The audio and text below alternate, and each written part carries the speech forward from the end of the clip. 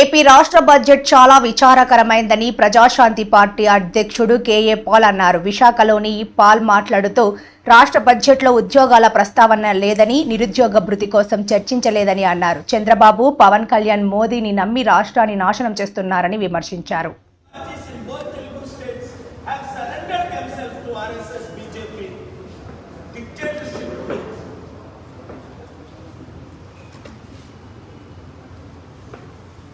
ఈ డీలిమిటేషన్ అనేది ఒక పెద్ద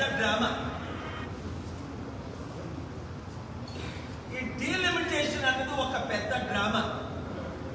ఈ సౌత్ ఇండియన్ ఎంపీ సభ్యుల్ని తగ్గించి నార్త్ ఇండియన్ ఎంపీ సభ్యుల్ని తెచ్చి ఏకచక్రాధిపత్యం ఏలడానికే నరేంద్ర మోదీ అజెండా. ముసలికి అవసరం 75 సంవత్సరాలు వయసులో ఒక మంచి ప్రైమ్ మినిస్టర్ గా ఉంటే ఎంత బాగుండు.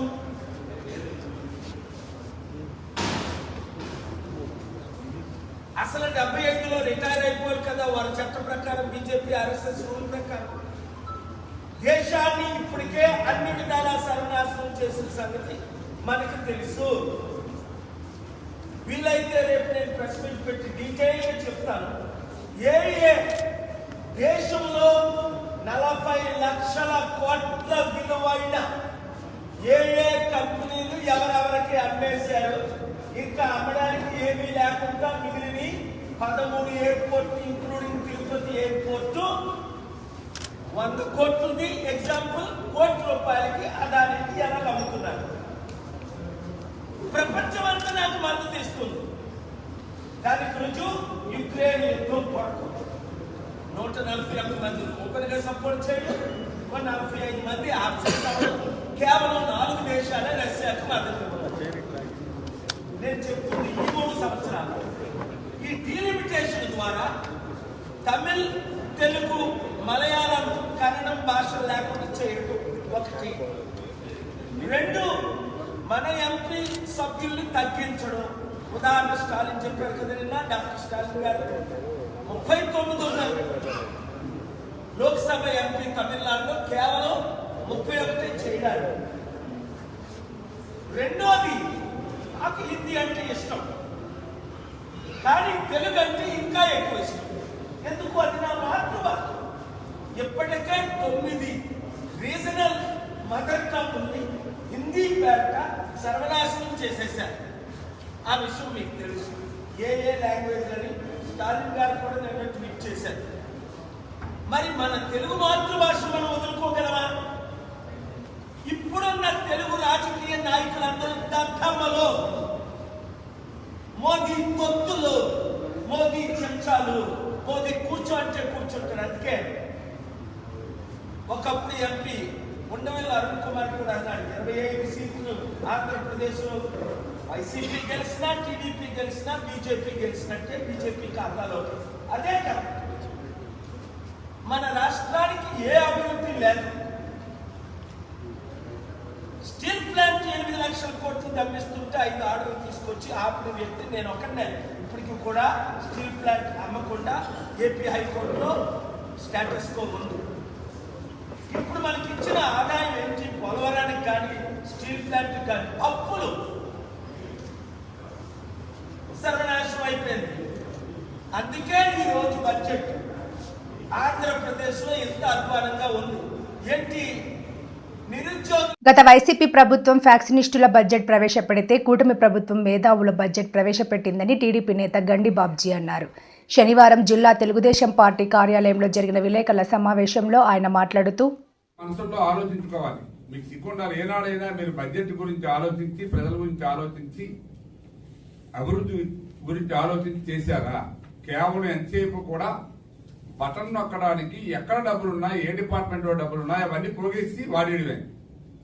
ఎంత ఘోరం అంటే గ్రామ పంచాయతీల్లో ఉన్న డబ్బులు కూడా మీరు పోగేసి పంచాయతీలు అభివృద్ధి లేకుండా ఆ రోజు ఆ డబ్బులు కూడా రకరకాలుగా మీరు వాడేసి గ్రామాల్లో అభివృద్ధి లేకుండా కనీసం గ్రామానికి వెళ్లే రోడ్డు కూడా పరిస్థితి బాగులేని పరిస్థితి మనం అందరం చూసాం. మరి గ్రామానికి వెళ్లే రోడ్డు కాకుండా మెయిన్ రోడ్డు కూడా ఎంత అధ్వానంగా తయారయ్యో మనం అందరం చూసిన పరిస్థితి మీకు తెలుసు. ఆ రోడ్లు కూడా ఇవన్నీ కూడా సుమారు దానికి కూడా 18,000 కోట్లు కూడా ఈ రోడ్లకి వెయ్యాలన్న ఆలోచనతో కేటాయించారు. ఇప్పటికే కొన్ని రోడ్లు మనం బాగు చేసుకున్నాం, కొన్ని రోడ్లు వేస్తున్నారు కొత్తగా. ఇలా ఒక వ్యవస్థ కాదు, అట్లాగే ఆరోగ్యానికి సంబంధించి మరి సుమారు ఆరోగ్యశ్రీలో మొన్ననే 900 కోట్లు బాకీ అంటే ఆ బాకీ కూడా ఇచ్చారు. మళ్ళీ దానికి కూడా సుమారు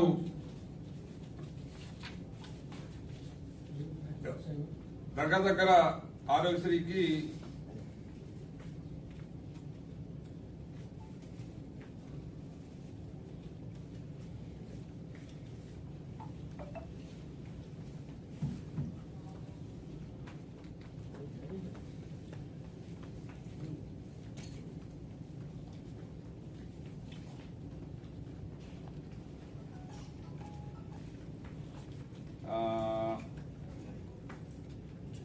ఆదరణకి 1000 కోట్లు, మధ్యాహ్న భోజన పథకానికి 3,400 కోట్లు, తల్లికి వందనం సుమారు 9,407 కోట్లు. ఇలాగే ఈ బడ్జెట్ లో క్లియర్ గా కేటాయింపులు ఉంటే దీనికి మీరు స్కాలర్షిప్స్ కి వీటికి కూడా సుమారు 3,347 కోట్లు. ఇవన్నీ ఇంత డీటెయిల్డ్ గా మీకు ఇచ్చారు. ఇంకా సస్టైనబుల్ అగ్రికల్చర్ అని చెప్పి ఈ డ్రాట్ కానీ మిగతా అగ్రికల్చర్ డెవలప్మెంట్ కానీ సుమారు 29,650 కోట్లు ఇది కేటాయించడం జరిగింది. ముఖ్యంగా ఒక 10 పాయింట్లు టార్గెట్ పెట్టుకొని ఇవాళ గవర్నమెంట్ 2047 అని చెప్పి ఈ బడ్జెట్ లో ప్రతిపాదించి ఈ విభాగాలని అభివృద్ధి చేయాలనే ఉద్దేశంతో ప్రభుత్వం కట్టుబడి ఉంది. కాబట్టి తప్పనిసరిగా ఈ రాష్ట్రం మరొక ఎత్తుకి వెళ్తుందనే మా నమ్మకం. మరి అమరావతిలో కూడా ఇప్పుడిప్పుడే టెండర్లు వేశారు. అవి కూడా పనులు ఈ నెలలోనే ఏప్రిల్లోనే ప్రారంభిస్తారని చెప్పి టెండర్లన్నీ కన్ఫర్మ్ చేసి చెప్పడం జరిగింది. సుమారు అమరావతికి కూడా దగ్గర 23,000 కోట్లు ఎంతో కేటాయించారు. ముందు పనులు జరుగుతూ ఉంటాయి. మళ్ళా నెక్స్ట్ బడ్జెట్ కి ఆ ఏరియాను బట్టి డెవలప్మెంట్ బట్టి మళ్ళీ బడ్జెట్ కేటాయించే అవకాశాలు ఉన్నాయి. ఇన్ని అవకాశాలు ఒకేసారి అప్పులో ఉన్న రాష్ట్రం ఇవ్వడం అంటే మీ అందరికీ తెలుసు. ఆర్థిక మంత్రి పయ్యావుల కేశవ్ ప్రవేశపెట్టిన బడ్జెట్ చంద్రబాబు మార్క్ వంచన మోసానికి ప్రతిబింబంగా ఉందని, ప్రభుత్వంపై ఆధారపడిన పేద బలహీన వర్గాల జీవన ప్రమాణాలు పెంచే విధంగా ఈ బడ్జెట్ కనిపించడం లేదని మాజీ మంత్రి గుడివాడ అమర్నాథ్ ఆక్షేపించారు. ప్రభుత్వం మీద ఆధారపడినటువంటి కుటుంబాలు ఆ బడ్జెట్లో పొందుపరిచేటువంటి కేటాయింపుల్లో ఆ కేటాయింపుల ద్వారా మన జీవితాలు మారుతాయి, మన జీవన విధానం మారుతుంది, మన ప్రాంతాలు అభివృద్ధి చెందుతాయి, మన భవిష్యత్తు బాగుంటుంది అని చెప్పి రాష్ట్రంలో ముఖ్యంగా పేదవారు ఎదురు చూస్తారు. వీటన్నిటికన్నా మించి బడ్జెట్ పెట్టేటువంటి ప్రభుత్వం ఆ ఎన్నికల్లో ఇచ్చినటువంటి హామీలు ఏ రకంగా నిలబెట్టుకుంటున్నారు, ఇచ్చినటువంటి హామీలు నిలబెట్టుకున్నటువంటి క్రమంలో మన భవిష్యత్తు బాగుంటుంది అని చెప్పి ఎదురు చూసినటువంటి రాష్ట్ర ప్రజలకి పూర్తిగా నిరాశ ఎదురైంది అనేటువంటి విషయంలో ఏ రకమైనటువంటి సందేహం లేదు. ఆద్యాంతం బడ్జెట్ ప్రసంగంలో మాట్లాడినటువంటి అన్ని అంశాలని మనం ఒకసారి పరిశీలిస్తే అధికారంలోకి వచ్చినటువంటి 9 మాసాలు పూర్తయిపోయి సంవత్సరం పూర్తవుతున్నటువంటి సందర్భంలో ఇప్పటికీ కూడా బడ్జెట్ ప్రసంగం ఆద్యాంతం కూడా జగన్మోహన్ రెడ్డి గారిని విమర్శించడానికి, గత ప్రభుత్వాన్ని తప్పుపట్టడానికి, ఇప్పుడు అధికారంలో ఉన్నటువంటి చంద్రబాబు నాయుడు గారిని వారి కొడుకుని పొగడ్డానికి బడ్జెట్ ప్రసంగం అంతా కూడా కనబడింది తప్ప ఈ రాష్ట్రంలో ఉన్నటువంటి పేదవాడి తాలూకా జీవన విధానాన్ని మార్చడానికి ఎక్కడ కూడా ఆ ఉద్దేశంతో ప్రభుత్వం ఎక్కడ కూడా బడ్జెట్ని పొందుపరచలేదనేటువంటిది ఈరోజు వైఎస్ఆర్ కాంగ్రెస్ పార్టీ కానీ రాష్ట్రంలో పేదవాడు కానీ భావిస్తూ ఉన్నాడనేటువంటి విషయాన్ని సందర్భంగా తెలియజేస్తా ఉన్నాం. నిత్యం జగన్నామ స్మరణం. మీరు అధికారంలోకి వచ్చారు, సంవత్సరం పూర్తయిపోతూ ఉంది, ఇప్పటికే ఒక బడ్జెట్ని ప్రవేశపెట్టారు, రెండోసారి పూర్తి స్థాయి బడ్జెట్ని ప్రవేశపెట్టారు. మా అయితే ఇంకో 3 సార్లు మీరు ఈ ప్రభుత్వంలో మీరు మరో 3 సార్లు బడ్జెట్ ప్రవేశపెట్టగలరు. ఇప్పటికీ కూడా ఇంకా జగన్మోహన్ రెడ్డి గారి మీద పడేయడం తప్ప గత ప్రభుత్వం చేసినటువంటి కార్యక్రమాలు, అప్పుడు ఇచ్చినటువంటి సంక్షేమ పథకాలు సరే మీరు ఎలాగ ఇవ్వలేరు, మీ చేత కాదు. మీరు కేవలం ప్రజల తాలూకా ఆశల్ని, వారి నమ్మకాన్ని, వారు ఏదైతే ఈ ప్రభుత్వం వస్తే జగన్మోహన్ రెడ్డి గారి కన్నా మేలైనటువంటి పథకాలు ఇస్తారు, జగన్మోహన్ రెడ్డి గారు ఇచ్చినటువంటి సంక్షేమ కార్యక్రమాల కన్నా మెరుగ్గా. విశాఖ గాజువాక పీడీఎస్ బియ్యంను పట్టుకున్న సర్కిల్ 3 పౌర సరఫరాల అధికారులు. పీడీఎస్ బి పట్టుకున్న సర్కిల్ 3 పౌర సరఫరాల అధికారులు 16,500 కేజీస్ 330 బ్యాగ్స్ విలువ 7,59,000. పెదగంట్యాడ మండలం దుర్గానగర్ వైజాగ్ ప్రొఫైల్స్ వద్ద పట్టుకున్న అధికారులు గోపాలపట్నంకు చెందిన చెల్లిబోయిన విజయ్ గాంధీ, తమిళనాడుకు చెందిన గణేష్లను పట్టుకున్న అధికారులు. అసిస్టెంట్ సప్లై అధికారి టి కృష్ణ గాజువాక పోలీసులకు ఫిర్యాదు, కేసు నమోదు చేసి దర్యాప్తు చేస్తున్న పోలీసులు. Assistant supply officer circle 3 Gajuwaka. December నెలలో ప్రభుత్వ ఆదేశాలు ప్రకారంగా పోర్టుకు దగ్గర ఉన్నటువంటి సిఎఫ్ఎస్ గోడౌన్స్ని తనిఖీ చేయడం జరిగింది. శ్రావణం CFS godown, CST CFS godown, VPL CFS godown కూడా తనిఖీ చేయడం. అందులో ఉన్న బియ్యాన్ని మేము టెస్టింగ్కి పంపిస్తే విపిఎల్ గోడౌన్ దగ్గర ఉన్న 330 బస్తాల బియ్యం అది పీడిఎస్ రైస్గా గుర్తించడం జరిగింది. దాని మీద 6A కేసు రాసి జేసీ గారు కోర్టుకు పంపించడం జరిగింది. దాని మీద జేసీ గారు 7A కేసు పెట్టమని కూడా ఆదేశించడం జరిగింది. దాని ఆదేశాల ప్రకారంగా గాజువాకలో కేసు నమోదైంది. ఆ బియ్యాన్ని నిన్న పబ్లిక్ ఆక్షన్ వేయడం జరిగింది జేసీ గారి ఆదేశాల ప్రకారంగా. ఇది పీడిఎస్ రైస్ కొన్న అమ్మిన చట్టరీత్యా నేరం. ఇలాంటి వాటికి ఎవరూ కూడా ప్రోత్సహించవద్దు. ఏమైనా ఉంటే మీ దగ్గర ఉన్న సమాచారం ఉంటే మాకు తెలియజేస్తే వాళ్ళ మీద తగిన చర్యలు తీసుకోవడం జరుగుతుంది.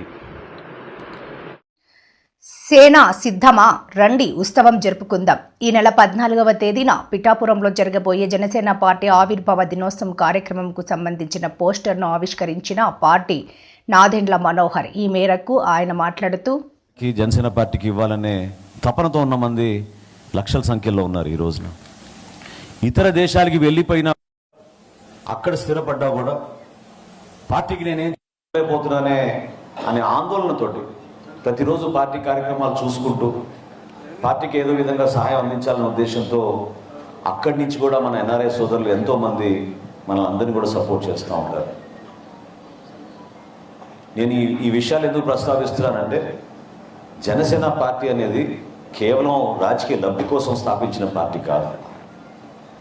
మానవత్వం కోసం, నిజాయితీ కోసం, రాజకీయాల్లో ఒక విలువైన ప్రయాణం చేయాలనే ఆలోచనతో ఆ ప్రయాణంలో భాగంగా యువతకు ఒక అద్భుతమైన భవిష్యత్తు కల్పించాలి.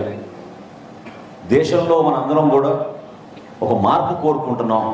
ఆ మార్పు అంటే ఈ విధంగా ఉంటుందని ఒక నాయకత్వం సిద్ధం చేయాలని పవన్ కళ్యాణ్ గారు చేసిన ఈ కష్టమైన ప్రయాణాన్ని మనందరం కూడా ఒక అద్భుతమైన కార్యక్రమం ద్వారా మనం తెలుపుకోవాలి.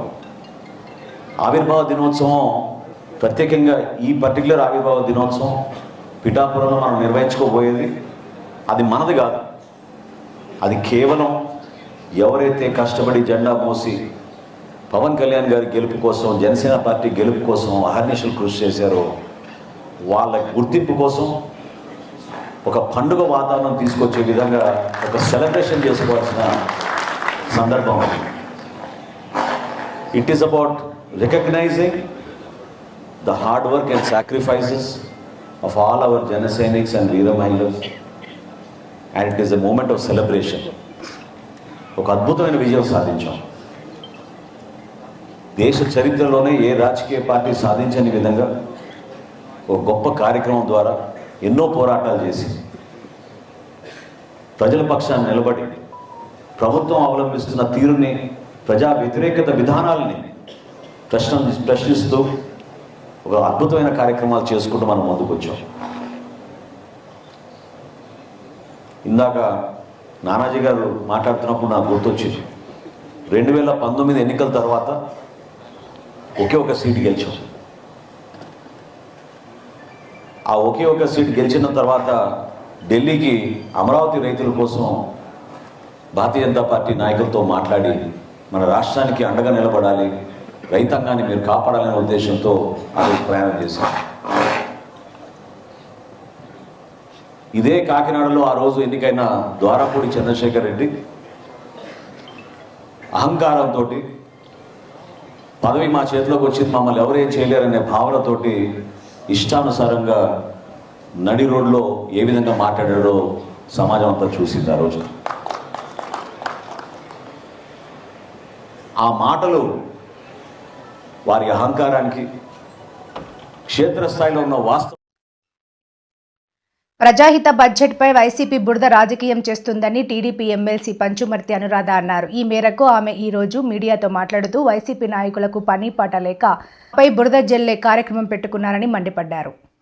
నైపుణ్యాభివృద్ధి శిక్షణ శాఖకు 1228 కోట్లు, పాఠశాల విద్యాశాఖకు 31,805 కోట్లు, ఉన్నత విద్యాశాఖకు 2,506 కోట్లు, వైద్య ఆరోగ్య కుటుంబ సంక్షేమానికి 19,224 కోట్లు, పంచాయతీరాజ్ శాఖకు 18,847 కోట్లు, పురపాలక పట్టణాభివృద్ధి శాఖకు 13,086,862 కోట్లు, గృహ నిర్మాణ శాఖకు 6,318 కోట్లు, జనవనరుల శాఖకు 18,019 కోట్లు, పరిశ్రమల వాణిజ్య శాఖకు 3,156 కోట్లు, ఇంధన శాఖకు 13,600 కోట్లు, R&Bకి 8,785 కోట్లు, యువజన పర్యాటక సాంస్కృతి శాఖకు 469 కోట్లు, గృహ మంత్రిత్వ శాఖకి 8,570 కోట్లు, తెలుగు భాష అభివృద్ధి ప్రచారం కోసం 10 కోట్లు, మద్యం మాదక ద్రవ్యాల రహిత రాష్ట్రం కోసం నవోదయ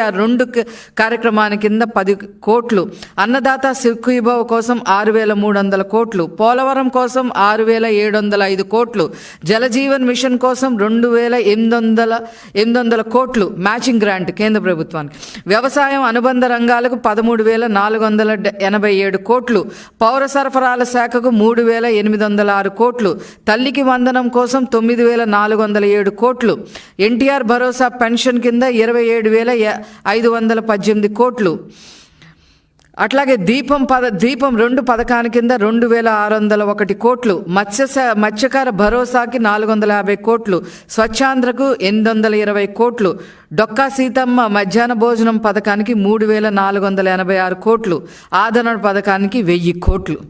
మీకు వచ్చిన బాధ ఏంటంట ఈ వైసీపీ వాళ్ళకి? దాని గురించి ఎంత విష ప్రచారం చేస్తున్నారంటే, పబ్లిక్గా అసెంబ్లీలో అనౌన్స్ చేసిన ఒక్కొక్క శాఖకి అనౌన్స్ చేసినవి అన్నీ కూడా పబ్లిక్ డొమైన్లోనే పబ్లిక్గా అనౌన్స్ చేస్తే వాటిని వక్రీకరించి వీళ్ళే ఇంతే కేటాయించారు, తక్కువ కేటాయించారని అబద్ధాలు చెబుతూ నిన్నంతా పబ్బం గడుపుకున్నారు. వాళ్ళకి ఈరోజు నిజాలు చెప్పాల్సిన అవసరం ఉంది. దాని మీద కొన్ని ఇష్యూస్ నేను చెప్తాను.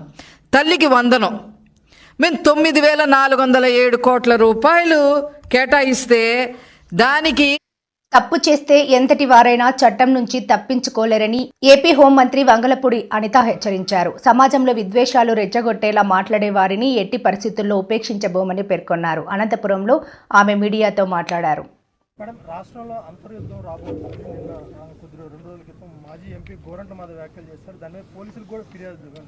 నిజంగా అలాంటిది ఏమన్నా సమాచారం ఉందా మేడం? అంటే ఆయనకి ఎలా తెలిసిందో, ఆయన ఇంటెలిజెన్స్ ఎలా పనిచేస్తుందో తెలియట్లేదు. కానీ ఆయన ఇంటెలిజెన్స్ ముందు వైఎస్ఆర్సీపీలో జరగబోయే అంతర్యుద్ధాల గురించి మాట్లాడుకోమనండి. తర్వాత మా అంతర్యుద్ధాల గురించి తర్వాత అతను మాట్లాడవచ్చు. నాకు నోరు ఉంది కదా, నోటికి వచ్చినట్టు మాట్లాడేస్తాను అని అనుకోవడానికి ఇంతకు ముందు గవర్నమెంట్ కాదు. ప్రజల్ని రెచ్చగొట్టే విధంగా మాట్లాడడం కానీ, సమాజంలో ప్రజలు కూడా ఇబ్బంది పడే విధంగా కనుక మాట్లాడే పరిస్థితి ఉంటే కనుక వాళ్ళ మీద ఎట్టి పరిస్థితి చట్టపరమైన చర్యలు తీసుకోవడానికి ఎక్కడా కూడా బ్యాక్ స్టెప్ వేసే పరిస్థితి అయితే ఉండదు. నోటికి వచ్చినట్టు బూతులు మాట్లాడతాము, నోటికి వచ్చినట్టు ఏది మాట్లాడినా చెల్లుబాటు అయిపోతుంది, మమ్మల్ని ఎవడు ఏమి చేయలేడు అనుకునే గవర్నమెంట్ కాదు. ఇది ఎన్డీఏ గవర్నమెంట్. ఎన్డీఏ గవర్నమెంట్లో తప్పు చేసిన వాడు ఎవడైనా కూడా శిక్ష ఒకలాగే ఉంటుంది. లీగల్గా అడ్వైస్ తీసుకుంటాము, డెఫినెట్గా చట్టపరమైన చర్యలు అయితే తీసుకుంటాం. మేడం, పోసాన్ ఎపిసోడ్ ఏంటి మేడం? ఇప్పటికే చాలా చోట్ల కూడా కేసులు నమోదైనాయి కదా. సజ్జల రామకృష్ణ చదివానని చెప్తున్నారు, దాని గురించి అంటే స్క్రిప్ట్ ఎవరిది చదివినా శిక్ష అయితే అతనికే కదా పడుతుంది. అనుభవించే రాజు ఆయనే కదా, అది వేరే కదా. అది ఏదైనా చదవచ్చు, కానీ అనుభవించే రాజు ఆయనే కదా అవుతున్నాడు. ఓకేనండి, నేను ఒకటి అడుగుతున్నానండి మిమ్మల్ని, డైరెక్ట్ క్వశ్చన్. పోసాని మాటల్ని టాలరేట్ చేసి అయ్యో పాపం అనుకునే ఒక్క మనిషిని తీసుకురండి, మేము ఆలోచిస్తాం ఒకసారి మాట్లాడడానికి. పోసాని మాటలు ఇష్టానుసారంగా మాట్లాడిన తర్వాత సభ్య సమాజం తలదించుకునే విధంగా, సాధారణంగా అనకూడదు కానీ ఇల్లిటరేట్స్ కూడా అలాంటి మాటలు మాట్లాడుకోరు. సో అవతల వాళ్ళకి మనోభావాలు దెబ్బతిన్నాయి, వాళ్ళ ఆత్మగౌరవాలు దెబ్బతిన్నాయి. పోలీస్ కేసు పెట్టారు, యాజ్ పర్ లా మేము వెళ్ళాం. ఇందులోని టార్గెటెడ్ ఏముంది? వాళ్ళు ఏం మాట్లాడలేదా? వాళ్ళు అటువంటి కామెంట్స్ చేయలేదా? మరి ఇంతకు ముందు మా మీద కేసులు పెట్టిన కేసులని ఎప్పుడు అండి? చంద్రబాబు నాయుడు గారికి మీద కేసు పెట్టారు కదా, అది ఎప్పుడు? అది 53 రోజులు తైల్లో పెట్టారు చంద్రబాబు నాయుడు గారిని తీసుకెళ్ళి ఆ రోజు.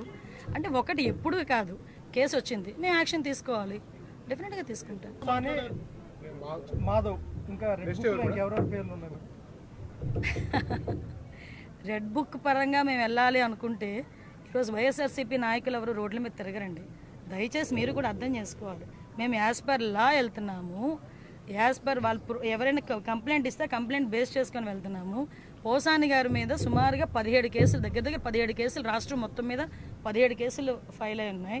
వంశీ మీద ఎన్ని కేసులు ఫైల్ అయి ఉన్నాయి మీకు తెలుసు. ఈ రోజుకి కూడా ఏ కేసుల్లో ఫైల్ అయినాయో మీకు తెలుసు.